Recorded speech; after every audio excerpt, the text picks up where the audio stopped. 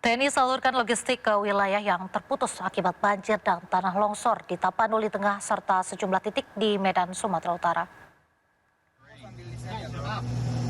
TNI memberangkatkan pesawat bantuan dari Lanut Halim Perdana Kusuma, Jakarta Timur untuk mengirim bantuan dengan metode airdrop Senin siang. TNI mengerahkan pesawat jenis Kasa 212, CN-295 serta C-130 Hercules untuk melaksanakan penyaluran logistik dari udara. Selain helibox, operasi akan dilanjutkan dengan teknik airdrop seperti yang pernah dilakukan dalam misi kemanusiaan di Gaza. Bantuan sebanyak 4,2 ton terdiri atas paket sembako, obat-obatan dari Puskes TNI, mie instan, dan berbagai perlengkapan untuk kebutuhan pengungsi.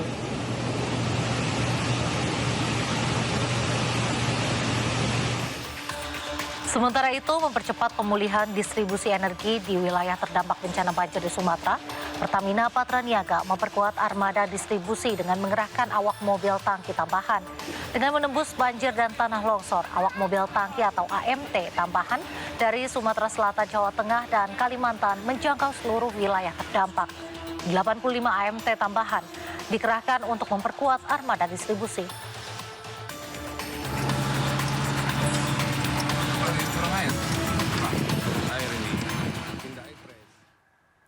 Korban tewas akibat bencana di Sumatera Utara, Sumatera Barat, dan Aceh terus bertambah.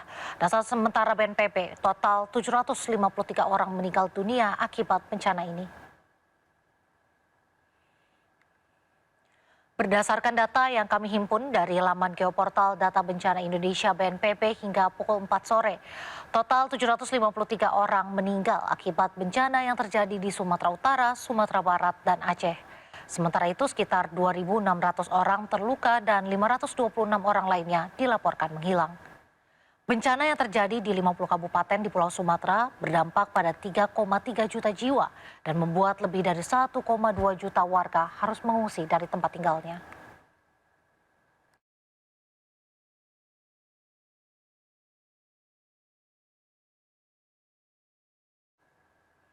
Dalam kunjungan ke Tapanuli, Sumatera Utara, Presiden Prabowo Subianto buka suara soal desakan agar bencana yang telah memakan korban jiwa ratusan orang dan menghancurkan infrastruktur di 3 provinsi yakni Aceh, Sumatera Barat, dan Utara dijadikan berstatus darurat bencana nasional.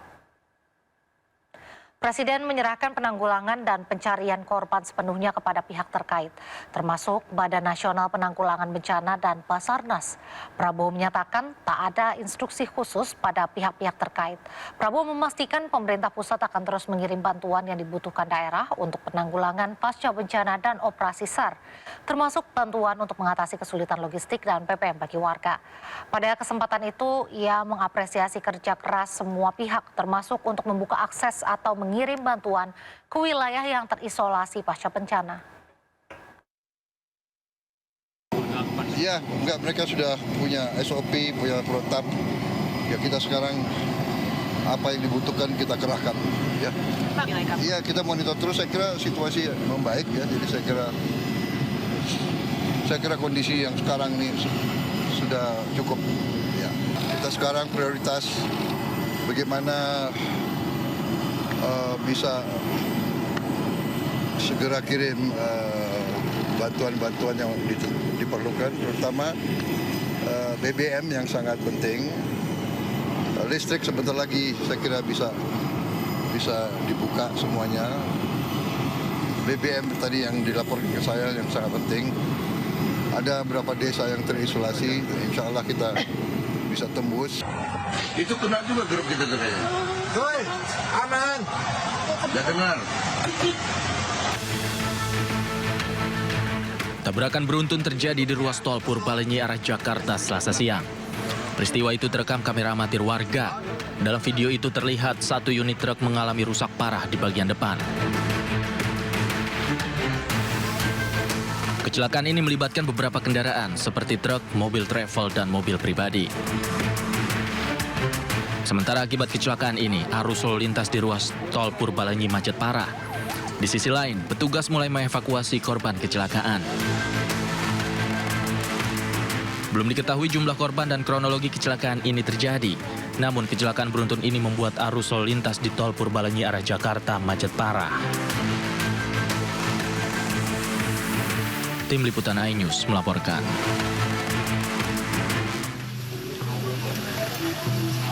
Warga komplek perumahan PKPN di kawasan Kedung Halang, Bogor Utara kaget saat sejumlah polisi menggerebek sebuah rumah yang dijadikan pabrik mie dan kulit pangsit. Pabrik rumahan ini digerebek karena memproduksi mie ayam dan kulit pangsit mengandung tawas dan potasium.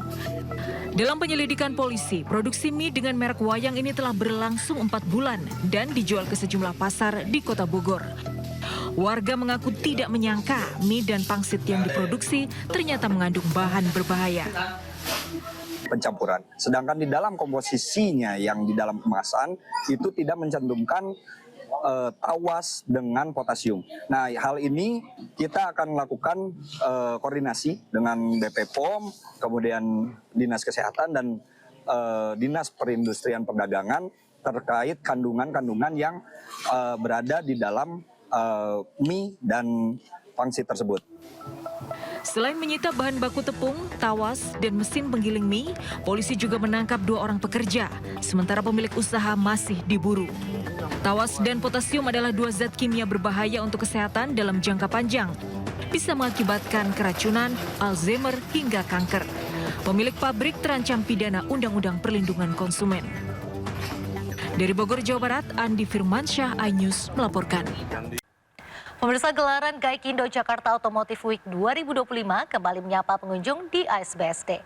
Pameran ini menjadi ajang bagi beragam pabrikan untuk memperkenalkan teknologi terbaru kendaraan listrik, mulai dari hybrid hingga full electric vehicle.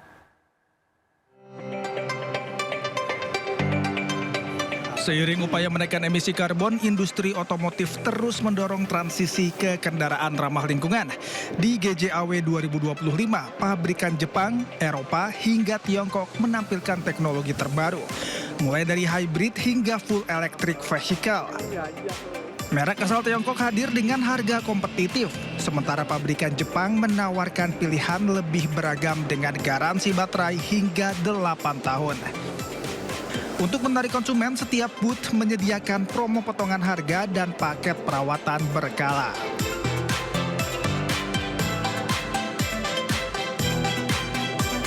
Yang tak kalah menarik, pengunjung bisa mencoba langsung kendaraan dengan adanya test drive dan test ride.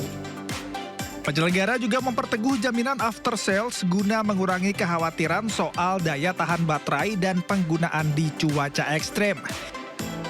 GJAW 2025 berlangsung 21 hingga 30 November. Dari Tangerang, Banten, Henry Aprila, Pandu Priyo Aji, Yudi Richard, iNews melaporkan.